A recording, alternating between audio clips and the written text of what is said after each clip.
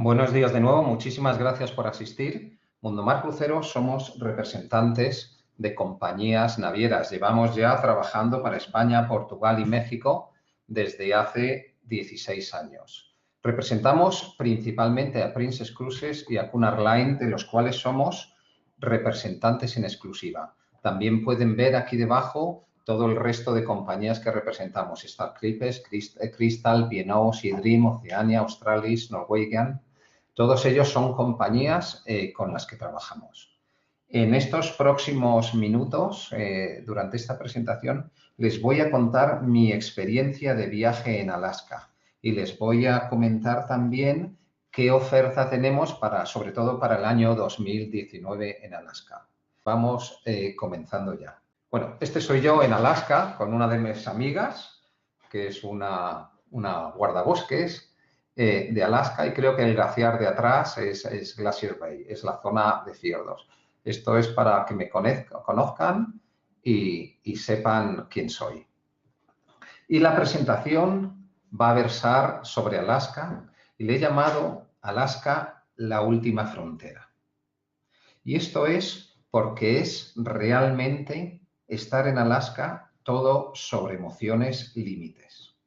Quizás sea en el momento en que ves una ballena dar un salto salvaje realmente en muy pocos metros de ti. O quizá cuando se oye el estruendo de un trozo de glaciar mientras estás en el barco caer sobre el mar, que por cierto casi siempre es de un color verde turquesa. O quizá cuando de repente te ves rodeado de cientos de salmones plateados luchar contra corriente y saltando río arriba. Siempre hay un momento en que en un viaje por Alaska estás seguro de que te encuentras en la última frontera. Y es por eso por lo que quiero transmitir esas sensaciones, y les aseguro que cuando ustedes vayan a Alaska van a sentir, con algo que recordarán toda su vida, que están en la última frontera. Esta es una foto de Alaska. Vemos por detrás el monte McKinley. Es una extensión enorme y demuestra justamente el origen de la palabra Alaska. Alaska viene de la lengua de los esquimales, de los primeros pobladores de Alaska, la lengua aleutiana, que se decía Alyeska, que significa la grandiosa. Hoy todavía en Estados Unidos se llama Alaska the Great Land, la tierra grandiosa. Esta foto creo que lo demuestra. Pero lo que es totalmente increíble son los orígenes de Alaska para Estados Unidos. En 1867, Estados Unidos compró a Rusia Alaska por valor de 7,2 millones de dólares. Hoy equivaldría a algo así como 130 a 140 millones de dólares. Fue aprobado en el Senado de Estados Unidos esta compra por un solo voto. Hoy mismo parece esto sorprendente, pero cuando se compró recibieron los congresistas y los senadores muchísimas críticas y frases burlonas, del estilo de: habéis comprado el hielo más caro de la historia, habéis comprado el gran cubo de hielo que vale 7 millones de dólares. Lo que habían comprado es una extensión absolutamente única en el mundo de 1,7 millones de kilómetros cuadrados, llenos de hielo y llenos de osos. Alaska, vamos a posicionar Alaska donde estamos ahora mismo, y Alaska es el 49 continente de los Estados Unidos. Como decimos, es 4 veces más grande que España en extensión. Pero, sin embargo, solo tiene 700.000 habitantes, lo que quiere decir que la densidad de población es extremadamente baja, del entorno de 0,4 habitantes por kilómetro cuadrado. Sin embargo, la población se concentra en unos pocos núcleos urbanos. El principal de ellos es Anchorage. Anchorage, si ven mi ratón donde muevo, está aproximadamente aquí en la costa. Fue una ciudad que se desarrolló muchísimo, sobre todo durante la Segunda Guerra Mundial, porque sirvió de base de aprovisionamiento para las tropas y, sobre todo, para alimentar a Rusia en su guerra contra Hitler. Es decir, que los rusos, después de vender Alaska, en realidad deben a Alaska su supervivencia frente a Hitler. Sin embargo, su ciudad más grande, que es Anchorage, que está aquí aproximadamente, no es su capital. Su capital es Juneau, que está en pasaje interior. Creo que lo vamos a ver en la siguiente transparencia. Aquí está. Aquí tenemos Juneau, que es la capital de Alaska, que rivaliza con Fairbanks teniendo únicamente 30.000 habitantes. Evidentemente, la oscilación de población entre el verano y el invierno es muchísima, con multiplicativos de 2, 3 y hasta 4 veces. Pero lo más sorprendente de Alaska es que tiene una línea de costa de 10.000 kilómetros, el doble que la de España, que España tiene 5.000 kilómetros. Pero si contamos todas las islas que rodean Alaska, estamos hablando de ni más ni menos que 50.000 kilómetros de línea de costa. Como referencia, esta zona de aquí abajo que vemos al lado de Juneau, que lo denominamos el pasaje interior, tiene el 50% de todo el espacio costero de Alaska. Esta zona, justamente la zona de pasaje interior, es la zona donde los cruceros visitan más, aunque muchos de ellos también llegan a Anchorage para ver la gran tierra de Alaska continental. Pero la parte de paisaje litoral, el 50% se encuentra en el pasaje interior. Como podemos ver aquí, Alaska es sobre todo naturaleza. 17 de las 20 montañas más altas de Estados Unidos están en Alaska, siendo el Monte McKinley el más alto de todo Norteamérica, con cerca de 7.000 metros. El Monte McKinley hace unos años se renombró y ya no se llama Monte McKinley, se llama Monte Denali. Pero, sin embargo, mucha gente le sigue llamando Monte McKinley. Entonces, tenemos los dos nombres, Monte McKinley y Monte Denali, dentro del Parque Denali, y es el monte, la montaña, el pico más alto, no solo de Estados Unidos, sino de toda Norteamérica. Pero no solo tenemos montañas, como las que estamos viendo aquí, sino que tenemos ni más ni menos que 70 volcanes potencialmente activos en Alaska. Pero es que seguimos sumando naturaleza y hay ni más ni menos que 3 millones de lagos con tamaño superior a 4.000 metros cuadrados. Y ni más ni menos que 3.000 ríos, algunos tan famosos como el río Yukon, como ustedes saben, famosos por la fiebre del oro, o el río Taku en el sudeste de Alaska, justamente en el pasaje interior donde veíamos antes, donde se captura ni más ni menos que el 95% del salmón del pasaje interior. Aquí vemos otras fotos espectaculares del agua impresionante bajando hacia el mar. Esta foto creo que es de Mendelford. Pero desde luego que Alaska es sobre todo hielo. Hielo y más hielo.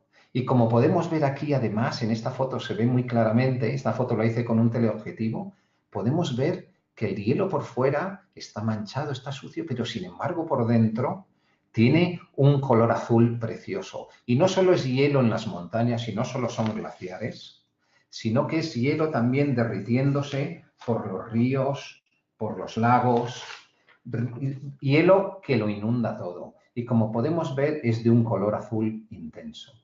El motivo de que el hielo sea tan azul es porque es un hielo que en algunos casos tiene 200, 300, 400 años y son capas de hielo que se depositan una sobre otra. La nieve se va prensando, provocando una presión impresionante de peso sobre las capas más bajas del hielo y lo que hace es liberar todo el aire que tiene el hielo. Normalmente el hielo, no sé, el hielo del frigorífico a lo mejor tiene un 70% de aire, un 50% del aire. El hielo de Alaska, y por eso es azul, tiene unas cotas bajísimas de aire que ha sido expulsado debido a la presión. Y es un aire, el poco que queda retenido durante cientos de años. De hecho, muchos investigadores van a Alaska a sacar aire de los glaciares para justamente investigar cómo era el aire hace cientos de años y qué características tiene y cómo ha ido evolucionando el cambio climático. Al tener una presión muchísimo mayor, el hielo, al pasar la luz a través de él, genera un fenómeno refractivo que lo convierte en color azul.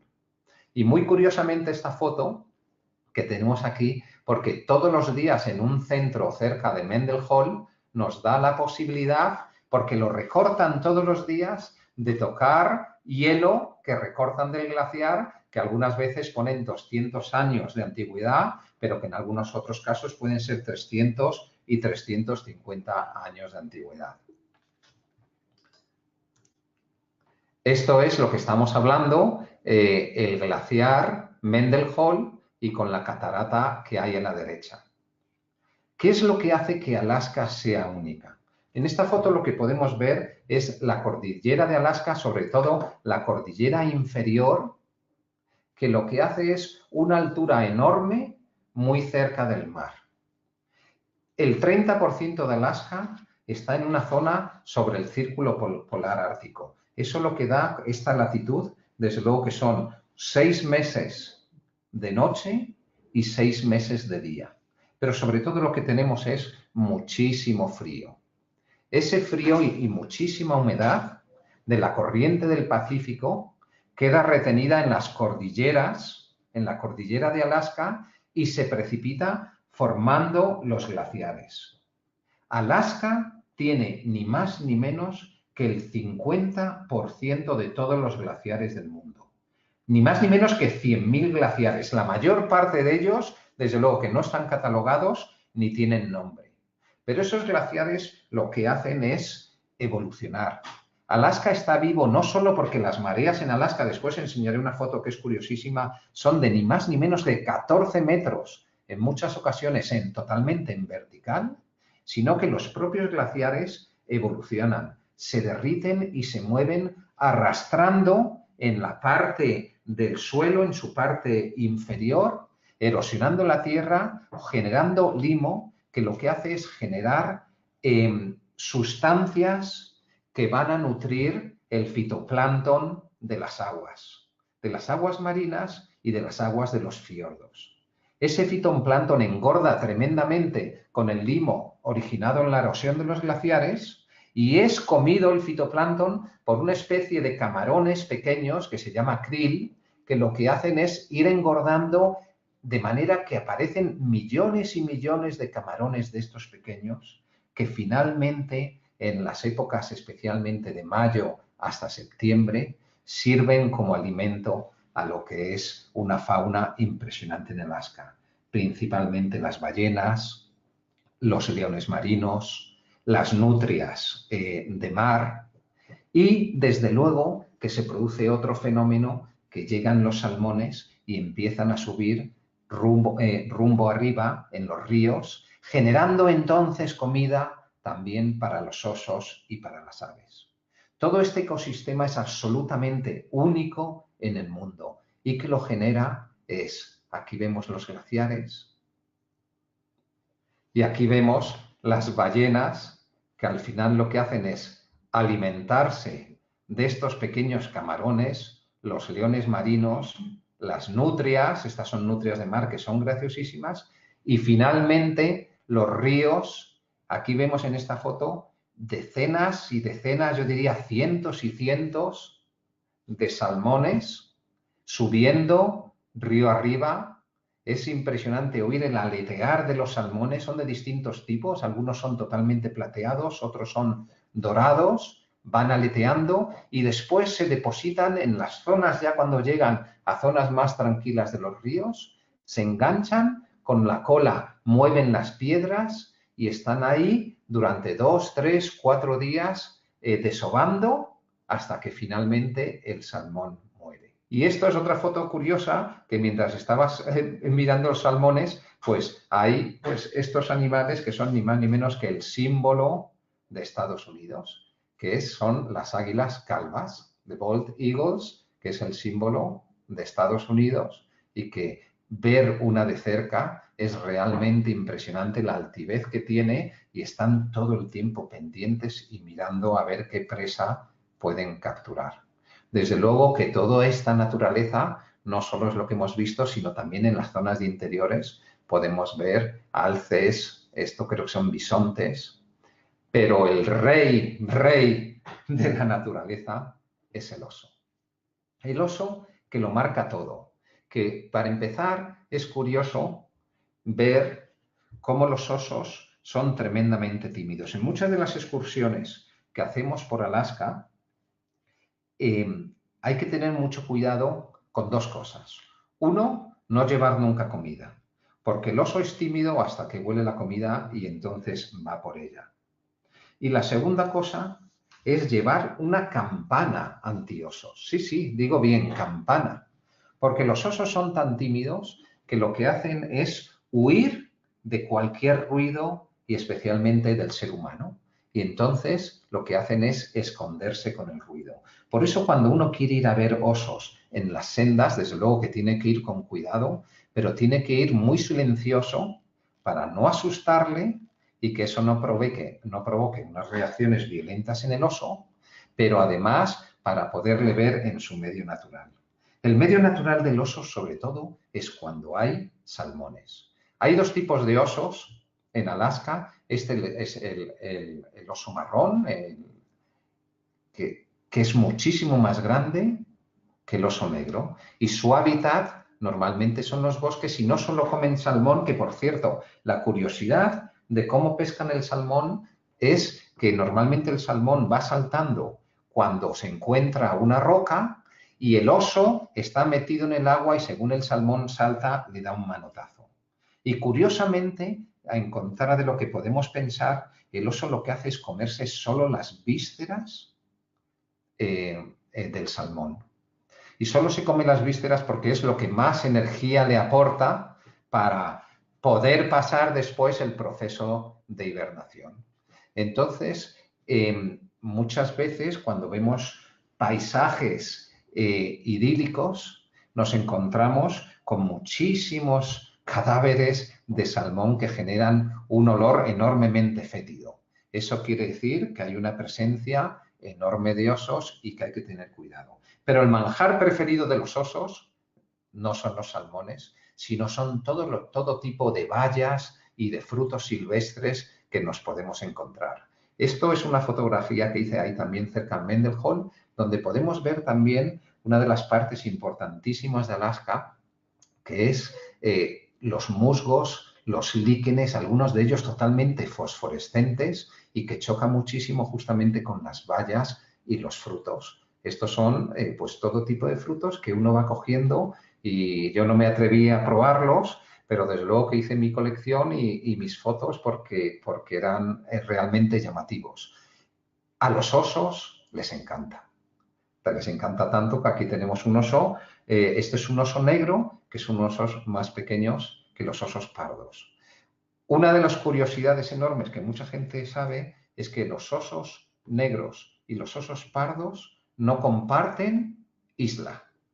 Alaska, que está lleno de islas y que la mayor parte de las islas tienen cientos de osos, cuando hay una isla solo vive o el oso negro o el oso pardo. Una de las características del oso pardo es que es más pequeño, entonces puede subir y trepar en los árboles. Sin embargo, el oso pardo, que puede pesar hasta 500 kilos, no tiene esa capacidad. Sin embargo, hay que tener muchísimo cuidado con ellos porque son rapidísimos. Y ver un oso es algo que te hiela la sangre. Es algo realmente sorprendente, sobre todo el tamaño que tiene, la manera que tiene de moverse. Después voy a contar una experiencia que tuve con uno de ellos.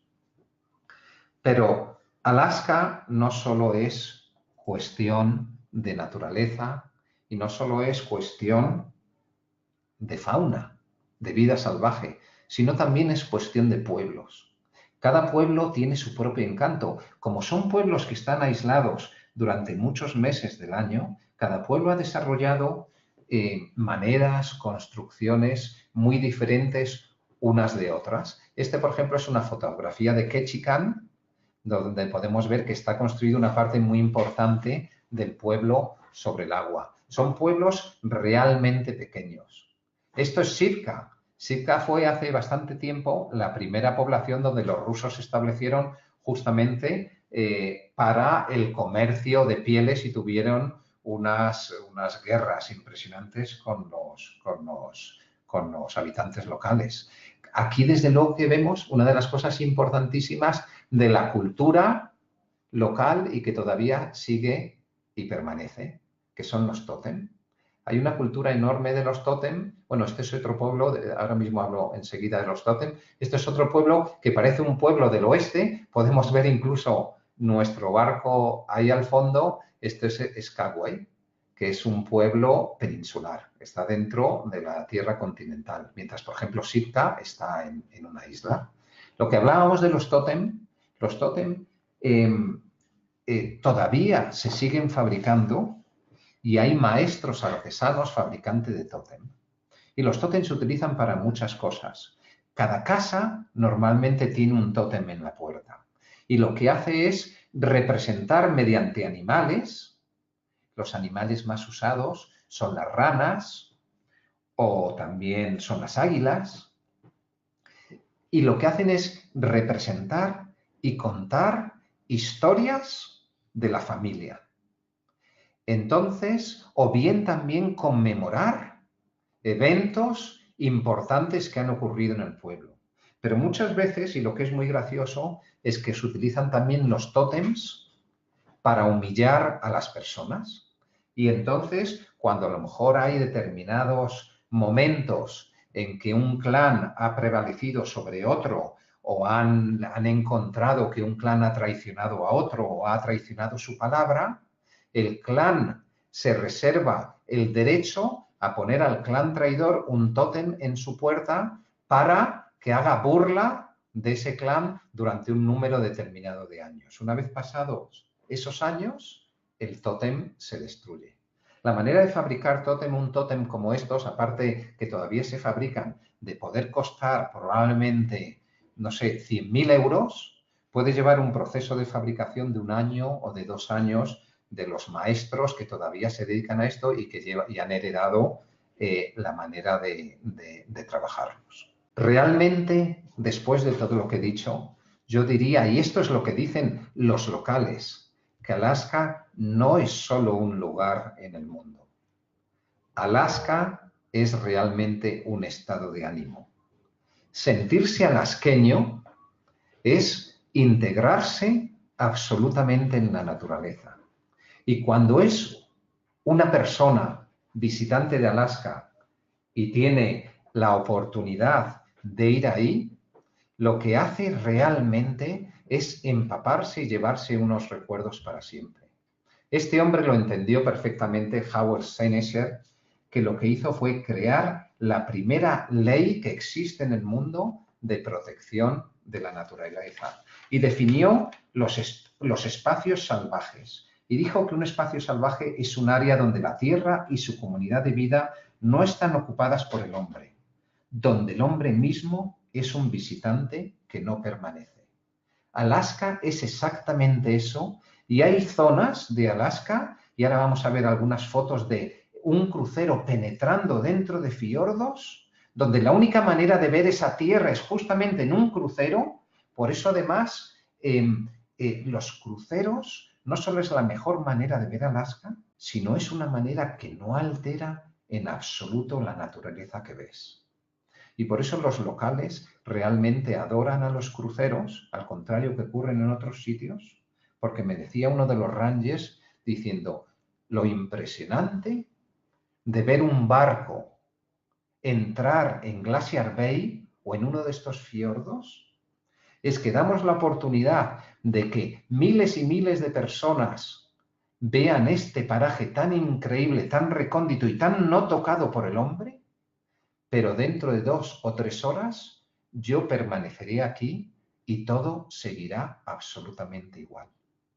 Porque es que no hay ni una sola construcción hecha por el hombre en 100 kilómetros a la redonda. Pues ni una carretera, ni una línea de comunicación, ni una línea eléctrica, ni una cabaña, no hay nada. Entonces esto es una manera increíble de ver esta tierra recóndita y salvaje. ¿Qué es un crucero escénico? Precisamente eso, penetrar en uno de estos fiordos sin bajarnos y poder presenciar todo este espectáculo. Estas son fotos que he hecho desde el barco, donde te empapas de emociones, te empapas de visión, te empapas de hielo, donde la gente realmente, porque el crucero está dentro de estos fiordos, dando vueltas dentro del fiordo, permaneciendo durante varias horas de una manera muy serena y pudiendo disfrutar este paisaje que, como vemos, los aguas son de color turquesa porque esto justamente es la erosión que producen los glaciares y ese limo que genera en el agua es lo que lo transforma en este color. Estas son algunas fotografías en distintos momentos. Este es el Island Princess en que hemos estado en Alaska. Mientras estás viendo este espectáculo, también puedes disfrutar del barco. Puedes disfrutar del barco bañándonos. Aquí vemos una niña pasando un poco de frío, pero el agua en los barcos es un agua que está caliente, o sea que te puedes bañar una vez que te metes dentro. También tienes jacuzzis. Aquí tenemos uno de los jacuzzis, como vemos el hielo y disfrutando aquí de una piña colada o disfrutando de un cóctel metidos dentro del agua. Una de ellas es mi hija. O bien dentro de la piscina cubierta, que podemos, con estas cristaleras enormes, estar también dentro, bien calentitos y tomando algo, comiendo, pero disfrutando también a través de las cristaleras del paisaje.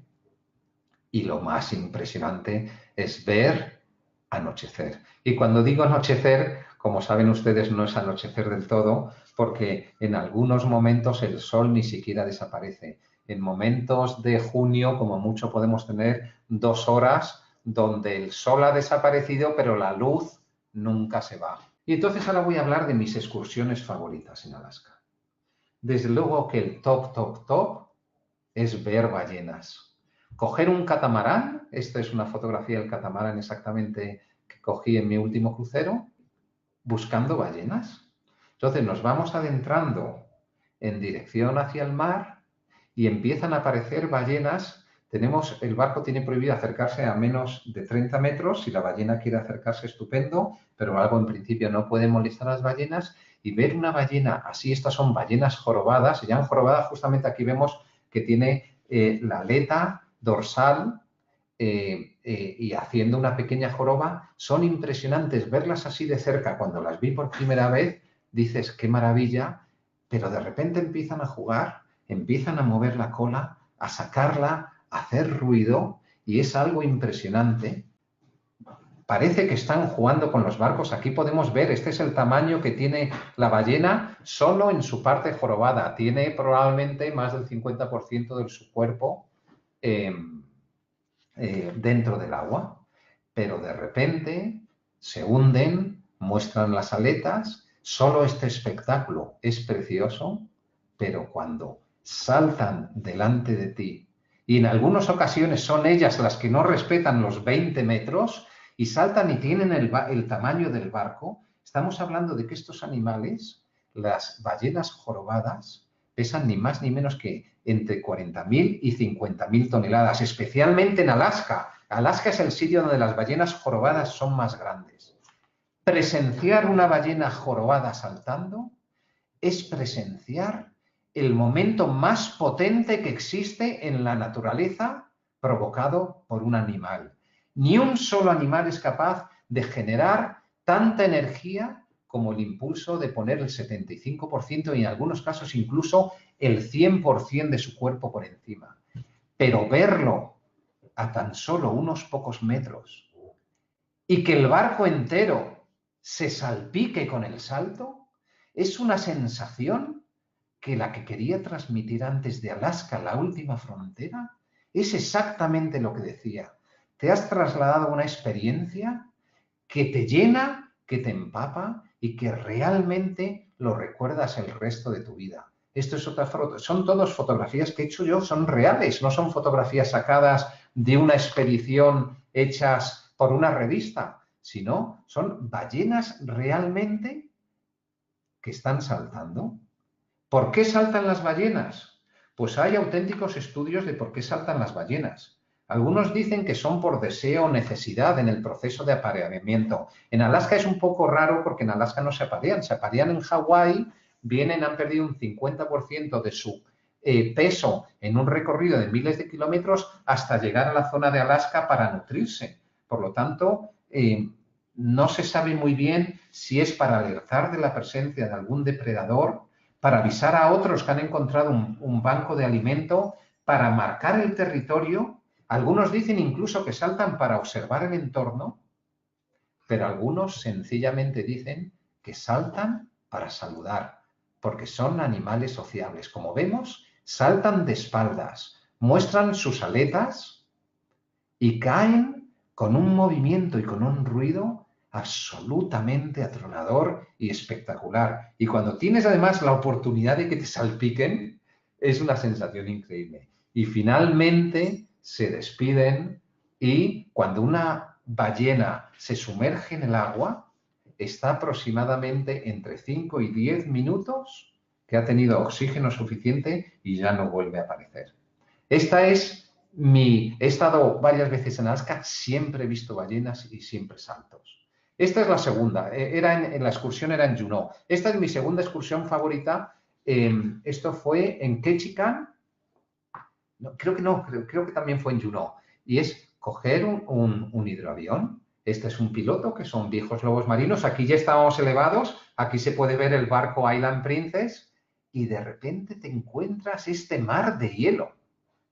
La sensación es de tal libertad cuando ves esto desembocar en fiordos. Cuando ves aquí lo que hablábamos antes, el hielo azul de colores. Cuando ves cómo el hielo cae en el mar. Aquí se ve a la derecha, se ve otro avión. Yo ya había aterrizado en una isla, ahora veremos, para que veamos el tamaño y la magnitud del glaciar comparado con el avión que tenemos aquí a nuestra derecha. Y es aquí a donde fuimos, y aquí fue mi experiencia con un oso. Esto es una cabaña, un paraje donde lo que hicieron es pescar un salmón y lo tomamos. Entonces el salmón, claro, cuando lo pones a la brasa, desprende tanto olor que de repente se puso a ladrar un perro. Y el dueño de la cabaña dijo, vamos todos corriendo dentro de la cabaña, porque viene un oso.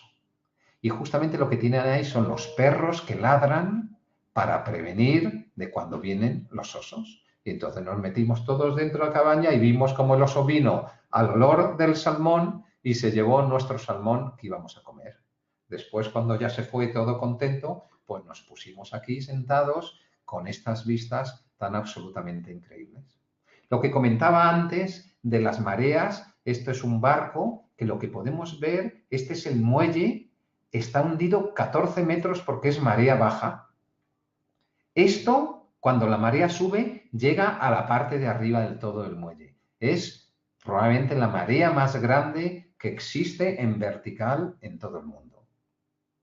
Y mi tercera excursión es la excursión favorita, es la excursión que hacemos en Skagway de la fiebre del oro, el río Yukon y el paisaje de Klondike. Esto es Skagway, como vemos el barco al fondo, pues desde aquí partimos y entonces es ir subiendo, subiendo, subiendo, subiendo todo hasta las cordilleras de Alaska y donde vamos viendo cómo el paisaje se torna de unos bosques. Fijaos qué carretera más impresionante. Evidentemente son carreteras desérticas, muchas de ellas no llevan a ningún lado, pero todo lleno de una vegetación impresionante. Pero llega un momento en que subes tanto que lo que te encuentras es este paisaje lunar. Esto es la tundra. La primera vez que vi la tundra en mi vida. La tundra es una palabra rusa y que lo que simboliza es justamente la zona de la Tierra donde no pueden crecer árboles. Porque es tal el frío que hace y tal la nieve que se deposita en verano, en invierno, que los árboles no tienen capacidad de resistir. Y esto es la tundra. Pero, sin embargo, sí que nos encontramos muchísimos lagos y uno de ellos es el lago más bonito que he visto en mi vida, el lago Esmeralda. Todo esto es la ruta del oro, que se puede hacer en ferrocarril o se puede hacer en autobús. Y nos encontramos con el lago Esmeralda, que por cierto, esto ya es Yukon, que es territorio de Canadá, que no es Estados Unidos. Y esto es de color esmeralda, evidentemente, por la erosión de los glaciares. Pero es que Alaska no solo tiene lagos y no solo tiene árboles y vegetación, sino es que tiene hasta desiertos. Y entonces esto es un fenómeno de la naturaleza increíble y que nos encontramos con un desierto en medio del Yukon. Pues esta fue mi tercera excursión favorita. Pues después de haber visto todo esto, viene la pregunta, ¿cómo ir a Alaska? ¿Cómo puedo hacerlo? Pues yo lo que propongo es que ir con Princess Cruises es la mejor opción para visitar Alaska. Primero de todo porque llevamos ni más ni menos que 50 años yendo a Alaska con Princess Cruises. En 2019 celebramos, y de hecho el logo ese que tenemos ahí son los 50 años de celebración. Pero es que ninguna otra naviera ha llevado tantos viajeros ni tantos barcos a Alaska como Princess. En el 2019 seguirá siendo la naviera que tiene más barcos posicionados en Alaska y que tiene y llevará más pasajeros. Estos son todos los barcos que vamos a tener en el 2019 posicionados en Alaska. Pero es que además se cumple un hito estupendo y es que uno de los barcos más modernos de la flota, el Royal Princess, inaugurado justamente por la princesa en Inglaterra, pues, y que ha estado en Barcelona y que ha sido muy famoso, fue nombrado el tercer barco más famoso en una votación en España hace 3 años, pues va a hacer su debut en Alaska. El Royal Princess pues tiene, por ejemplo, para ver los glaciares, esta pasarela increíble sobre el mar. Esto es el Royal Princess por dentro. ¿Desde dónde podemos ir a Alaska? Podemos ir desde San Francisco, desde Vancouver, desde Seattle, desde Whittier o desde Los Ángeles. Estos son todos los puntos de embarque de los cruceros que hacemos por Alaska. ¿Por qué elegir Princess? Porque ni más ni menos que el 76% de los cruceros visitan Glacier Bay en un crucero de estos escénicos. Esto es una fotografía de Glacier Bay, que es probablemente una zona de las glaciares más bonitas que hay. ¿Y por qué no los visitan todos los barcos? Pues justamente porque es el parque natural más grande de los Estados Unidos y probablemente el más protegido. Y solo limitan el acceso a Glacier Bay en base a la antigüedad de las navieras del tiempo que llevan en Alaska. Y desde luego Princess, que es la más antigua, es la que tiene más posibilidades y autorizaciones para visitar Glacier Bay. Pero es que además en cada crucero visitamos no solo Glacier Bay, sino que algunos otros de los glaciares. Esos glaciares pueden ser Glaciar Hubbard, que tenemos aquí una foto de Glaciar Hubbard, puede ser Tracy Arm, por ejemplo. Y ahora voy a hablar de la experiencia. Quedan solo 5 minutos, me estoy enrollando mucho, como había dicho. Siento mucho y les agradezco su paciencia. Princess ha creado una cosa que llaman North Alaska y que es no solo tengamos la experiencia de lo que vemos, sino cómo Princess enriquece esa experiencia de Alaska. Entonces, lo primero que hace es que tiene una alianza justamente con los Rangers, que cada vez en cada una de estas visitas de los glaciares, los Rangers se suben a bordo y dan charlas, hacen exposiciones y presentan justamente cómo ha ido evolucionando Alaska. Estos son fotos reales. Esto fue con un grupo. Tuvimos un grupo de incentivos. Este fue mi primer viaje a Alaska, que era un grupo justamente de mexicanos. Y entonces hablé con este ranger que hablaba español y les hice una charla en la cubierta hablando de Alaska. Y entonces, de una manera absolutamente informal, se reúnen los rangers con los pasajeros y van contando y contestando a sus preguntas. Otra de las cosas increíbles que se pueden ver son nativos talladores de tótems y delante de tus narices se ponen ahí a tallar un tótem y te cuentan justamente estas historias que yo he ido contando. Evidentemente lo hacen con mucha más gracia y conocimiento que yo. Pero después también en Princess lo que tenemos es en todos los puertos una experiencia de cocina local impresionante. Desde luego que el campeón y cualquier persona que vaya a Alaska le incito completamente a que no se vayan de Alaska sin probar el king crab, el cangrejo rey, una pata de cangrejo rey, sobre todo en Juneau, que son algo increíblemente espectaculares. A pesar de que en el barco se comen increíblemente bien, hay que tomarse una en Juneau. Hay un bar ahí nada más bajar del barco, en la zona del centro del pueblo, cuestan como $29, creo que a mí me costó, la última vez que estuve en Alaska fue hace 2 meses, hace 3 meses. $29 me costó. Es deliciosa, absolutamente deliciosa. Mide aproximadamente, yo diría que 50 centímetros, a medio metro de pata. Merecen la pena muchísimo. Pero sobre todo Princess tiene un programa que es espectacular, que se llama Cocina mi captura.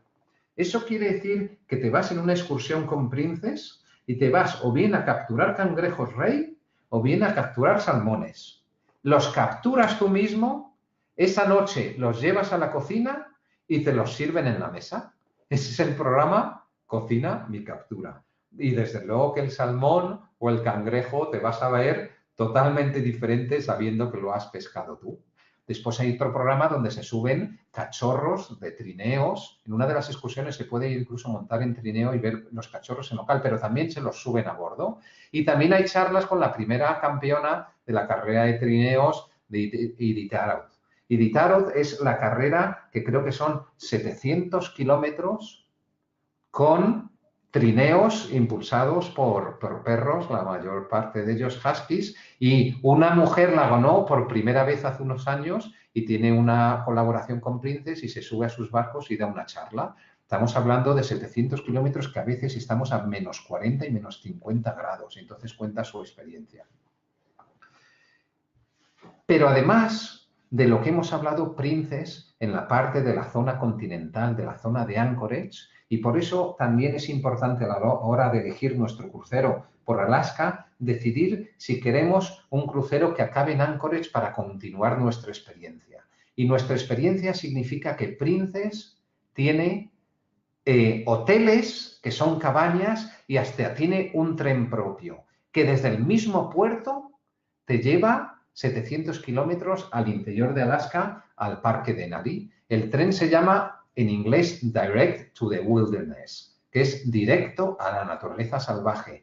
Te bajas del barco, coges el tren y Princess es la única compañía que garantiza que en la misma noche del desembarque puedes estar viendo el monte Denali en uno de estos lodges. Este, por ejemplo, es un lodge que está en el río Copper. Esto es una cosa muy curiosa, que es una cabaña que Princess tiene en un árbol, le llaman The Tree House.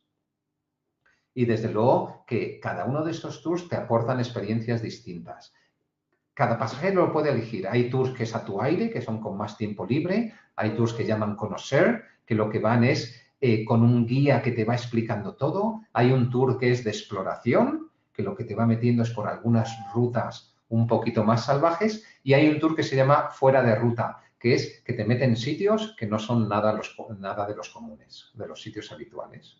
Finalmente, después de todo lo que hemos dicho, la gente no es tonta y los viajeros no son tontos. Y la revista probablemente más popular en el mundo, sobre todo en Estados Unidos, que es Travel Weekly, ha designado que Princess por 11 años consecutivos es la compañía número 1 en Alaska y nombrado por votación justamente de las personas. Aquí vamos a mencionar muy rápidamente los distintos cruceros que tenemos por Alaska. El primero de ellos sale de Vancouver y acaba en Whittier.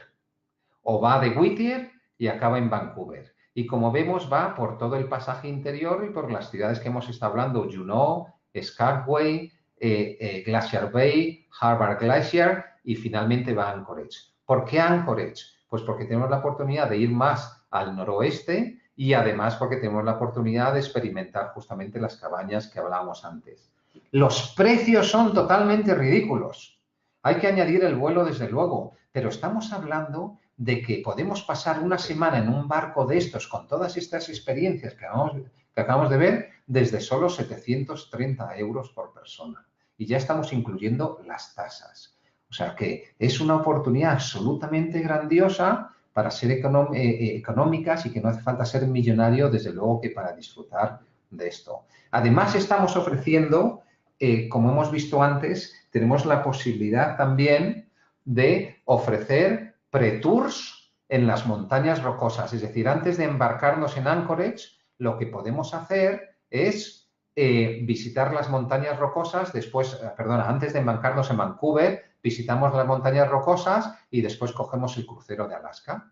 Y después, evidentemente, lo podemos completar ya, si queremos estar más tiempo, con la extensión en la parte norte de Alaska del monte de Denali. Aquí vemos otro tipo de crucero, que es el que sale de Seattle. Tenemos un crucero que sale de Seattle y vuelve a Seattle. es decir, que no va más al norte de Alaska, pero hace que el trayecto aéreo sea más cómodo. Y con los precios que estamos hablando de 930 euros por persona, desde es realmente interesante. Pero este es el que proponemos como absoluto favorito y además es el que hice yo a finales del verano y es salir de San Francisco. Y entonces aquí incluso para que la gente se anime a hacerlo, lo que va incluido es el vuelo, estancia en San Francisco, incluso con la posibilidad de ya empaparte de la naturaleza, visitando Yosemite, pero incluyendo desde luego que la visita a San Francisco, Sausalito, el renombrado Alcatraz y Muir Woods, que son unas secuoyas de hasta 80 metros de altura que son magníficas.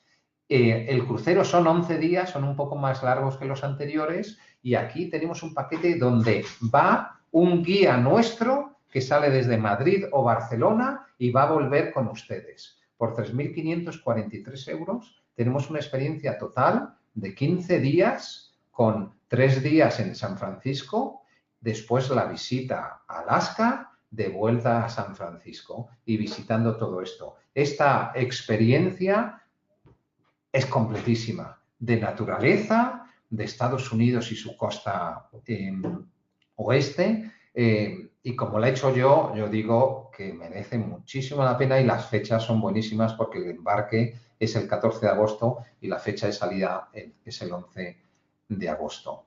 Esto es el sitio donde Princess tiene en la parte de Denali sus lodges, sus hoteles, y voy a poner unas fotos muy rápido de cómo son sus hoteles. Esto es lo que nosotros llamamos cruise tour o tour con extensión.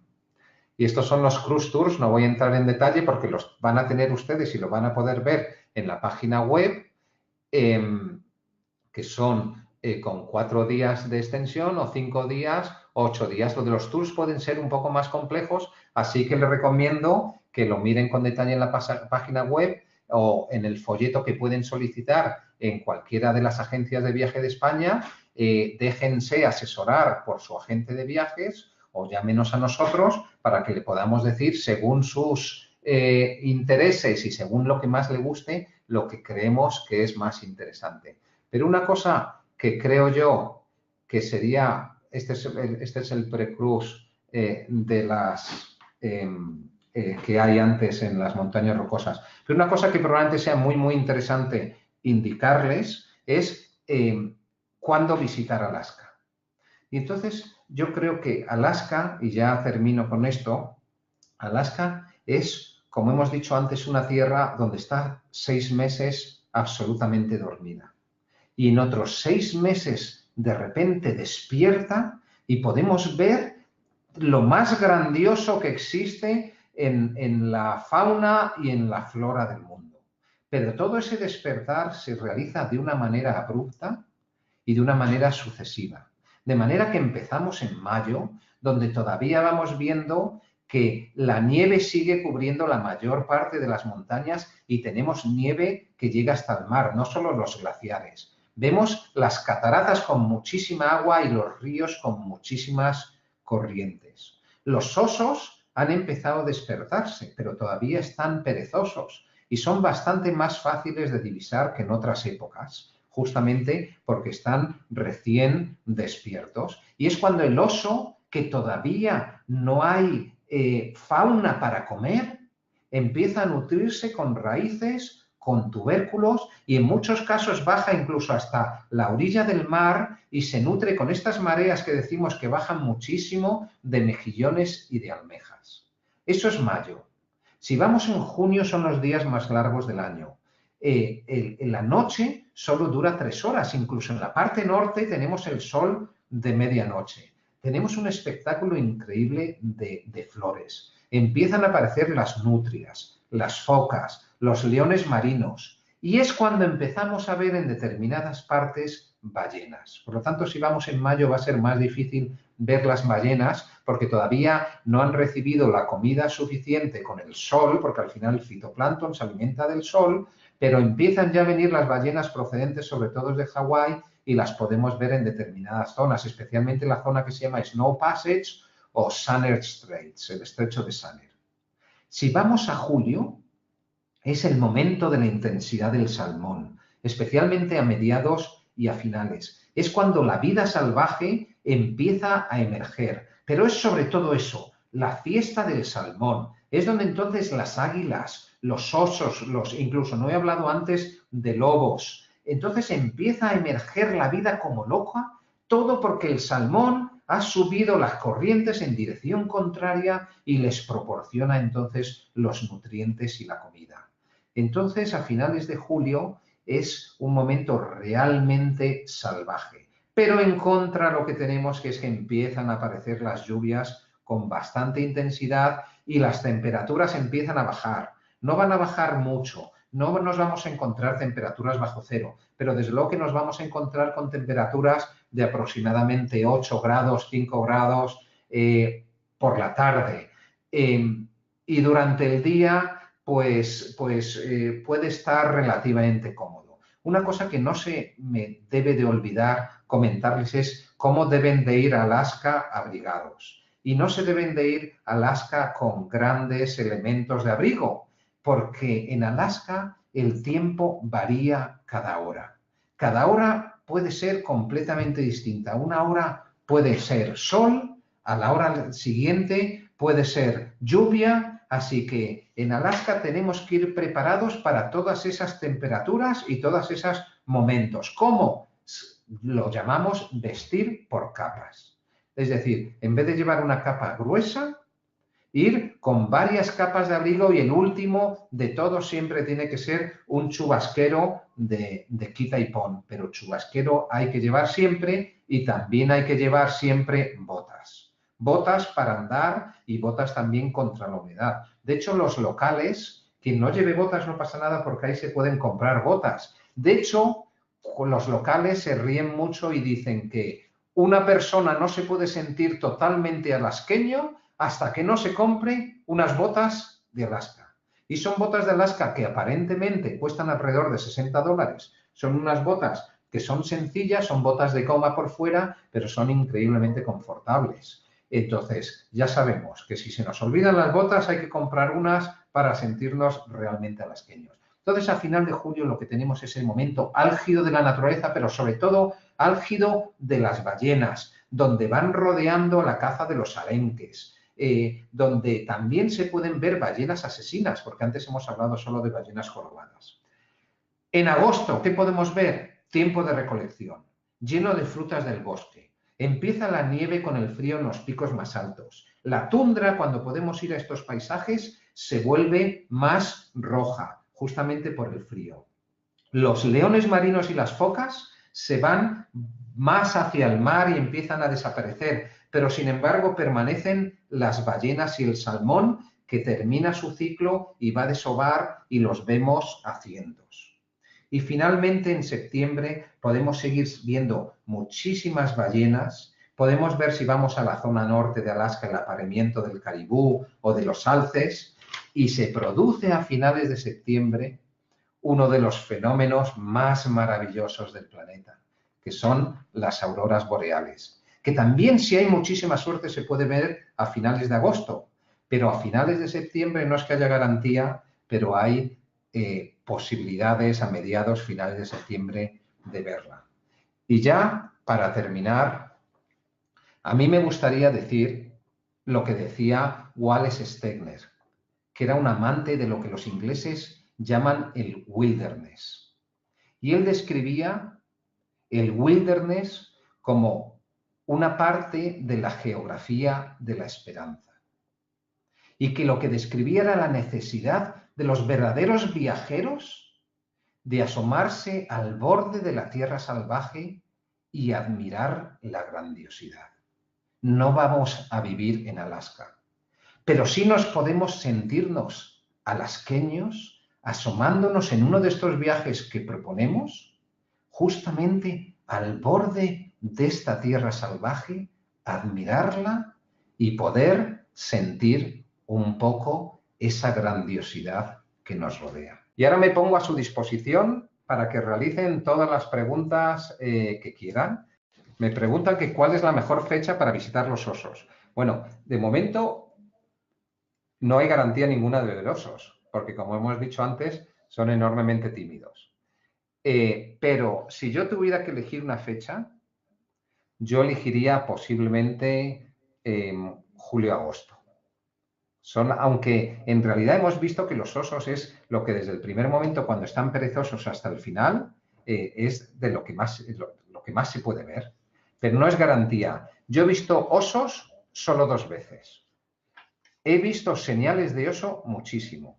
Una señal de oso que es muy interesante es cuando dejan en los troncos sus garras grabadas, porque son los osos adultos que enseñan a los osednos a utilizar las garras y entonces utilizan determinados árboles y se ven todos los árboles erosionados. Entonces, espero haber contestado con eso la pregunta.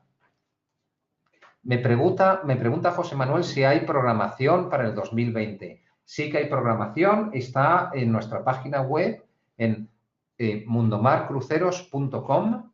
Pueden ver ustedes ya también toda la programación para el 2020. Me preguntan también beneficios de ir en grupo o ir en familia. Desde luego que cuando se va en grupo o en familia, pueden obtener beneficios. Dependerá del número de pasajeros que tengamos y dependerá también de la fecha de salida y cómo de lleno esté el barco. Pero hablen con su agencia de viajes o hablen con nosotros y le podremos orientar y podremos darle, desde luego, algunos beneficios que se puedan llevar. Y en relación con eso me preguntan si es un viaje para familias. Esta es una pregunta muy interesante. Yo antes de ir a Alaska pensaba que no era un viaje para familias. Después de ir con toda mi familia este verano, le puedo asegurar que ha sido uno de los viajes más bonitos que han hecho. No solo he ido con mis hijos, tengo 5 hijos, sino que he ido con varios amigos de mis hijos que formamos todos un grupo. Y ha sido uno de los viajes más impresionantes que han podido vivir. Entonces, ¿es un viaje de familia? Absolutamente. Es un viaje que les dejará grabado a los jóvenes y que aprenderán muchas cosas y muchos valores de los que hoy en día probablemente se echan en falta al ver justamente esa naturaleza salvaje. Me pregunta Ángel, ¿cómo es la vida en el barco los días de navegación? La verdad es que la pregunta es buenísima y yo he cambiado de opinión con el tiempo. No sé si me he hecho un poco mayor. Pero la realidad es que a mí los días de navegación, al principio cuando veía un itinerario, quería que cuantos más puertos, mejor. Después he aprendido a valorar muchísimo los días de navegación, no solo para descansar y disfrutar del barco. En el barco podemos disfrutar, desde luego, de la gastronomía, de todas las actividades que hay a bordo, de la relajación, no sé, del baile, de conocer a gente, de todas aquellas cosas que a lo mejor en nuestra vida del día a día no tenemos tiempo para hacer. Pero también nos podemos preparar para el puerto siguiente. Y entonces en los barcos tienen bibliotecas o en los barcos siempre hay una persona que es el especialista en las excursiones. Y entonces da unas charlas y está a nuestra disposición para hablar con él y que nos asesore sobre el puerto del día siguiente. Entonces los días de navegación se convierten realmente en un regalo de Dios. Para mí son días maravillosos que hago cosas que normalmente no hago y como el barco ofrece tantísimas posibilidades, hay que tener en cuenta que estamos hablando de Princess Cruises. Y Princess Cruises es una naviera que no tiene aglomeraciones a bordo, que tiene muchas actividades, no es una naviera de actividades muy ruidosas ni hasta altas horas de la mañana, pero es muy entretenido durante todo el día. Entonces, yo diría que los días de navegación son días casi tan magníficos como los días en tierra. Me pregunta José Manuel si todas las salidas tienen asistencia guía en español. Todos los precruceros de las montañas rocosas tienen asistencia en español. Son en español y las excursiones son en español. La única salida de momento que a lo mejor hacemos alguna más porque estamos viendo que tenemos una demanda grande, de momento la única salida que tiene guía asistente en español es la salida que vamos a hacer desde San Francisco, con todas las excursiones garantizadas también en español. Esto es incluyendo las de San Francisco, las de Yosemite, etc. El resto de las salidas no van a tener guía asistente, sin embargo, normalmente, aunque nos encontramos en un barco cuyo idioma oficial es el inglés, normalmente el número de tripulantes que hablan español, sobre todo mexicanos, y chilenos y argentinos, es muy alto. Por lo tanto, no tendremos prácticamente ningún problema para entendernos. En muchos puertos también organizan las excursiones en español, pero no están garantizadas, salvo las que son en nuestra salida con guía asistente, no están garantizadas porque va a depender del número de solicitantes que haya, no solo de España, sino también de otros países. Tenemos que tener en cuenta que son, sobre todo, excursiones de naturaleza, donde el soporte idiomático a lo mejor es menos importante que si vamos, no sé, a San Petersburgo. Así que, aunque la salida en español, esa excursión no se celebre, en realidad no es óbice en absoluto de poder disfrutar al 95% de todo lo que vamos a ver. Pues ya no tengo más preguntas aquí. Desde luego, si quieren hacernos cualquier pregunta, no solo llamarnos por teléfono, no solo a través de la web, no solo a través de su agencia de viajes, sino también que le puedo dar el email que recibirán ustedes, que creo que es formación@mundomarcruceros.com, donde allí pueden contestar y hacer cualquier pregunta o cualquier planteamiento sobre este viaje tan apasionante que les puede inquietar, porque entiendo que es un viaje muy lejano, muy distante, y el motivo de hacer nosotros una presentación online justamente es no solo para enseñarles el viaje, sino para decirles que hacerlo de nuestra mano es una garantía de éxito, de la mano de Mundomar Cruceros. Pues muchas gracias a ti, Óscar, por tu felicitación, y muchas gracias a todos los asistentes. Un abrazo muy fuerte, y ya saben ustedes que desde Mundomar Cruceros estamos a su entera disposición.